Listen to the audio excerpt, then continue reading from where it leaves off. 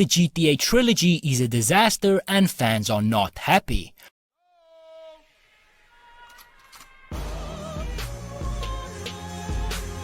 I got a little job for you, pal.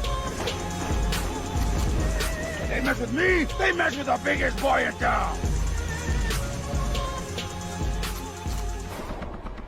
I'm glad to see things back the way they used to be.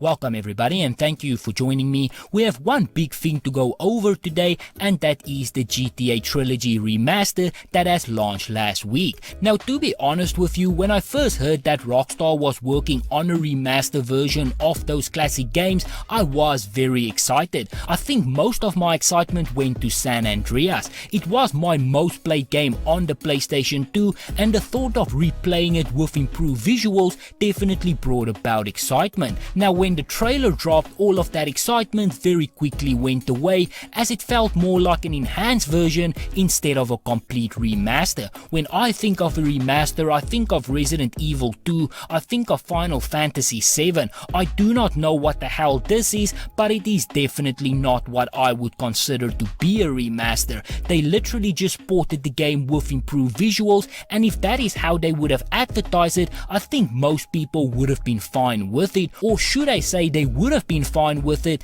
if it was in working order. These games have been plagued with problem after problem, and now it has gotten so bad that they actually had to remove it from sale. Polygon reports Rockstar Games released Grand Theft Auto Trilogy, the definitive edition, on Thursday, an enhanced collection of the PlayStation 2 era GTA games. While the re-release of GTA 3, Vice City and San Andreas have clear and definitive improvements to controls and quality of life features, many fans are expressing their displeasure over the game's updated graphics. The Windows PC version of the game has its own major problem. Rockstar had to pull it from sale due to major problem with the company's own launcher. Players who owned the PC version were also unable to play the re-release due to issues with Rockstar's game launcher. Now, honestly, you never want to see something like this from any game launch, and again, the issues with this game is much bigger than it just not working. As I have said, the visual improvements here has been far and in between.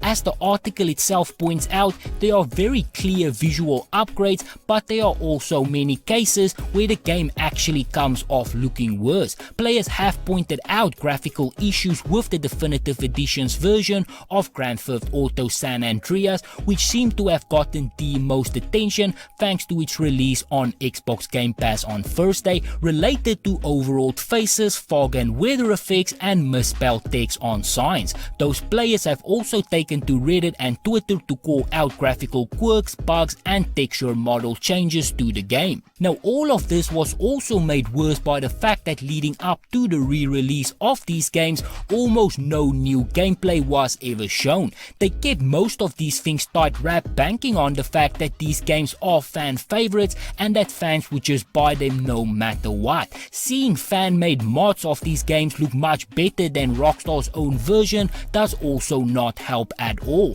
Rockstar already faced criticism for their re-release of GTA 5, and with this latest blunder, it does make things even worse. Rockstar is a great publisher and they do have a proven track record. I think fans are still down to support them, and excitement for new releases will continue. It is kind of hard not to with great games like GTA 5 and Red Dead Redemption 2 out there, but that does not mean that they can get away with poorly ported broken games, no matter how good your track record is. I hope that Rockstar will fix the problems here, and in the future will focus on new and exciting titles rather than old releases, and if they do choose to go down that route, I hope they at least do it the right way. But for now, this is where I'm going to end it. So if you enjoyed this video, be sure to hit that like button. If you would like to see more videos like this, please consider subscribing, and as always, please remember to stay safe, wash your hands, don't touch your face, and I hope to see you again soon.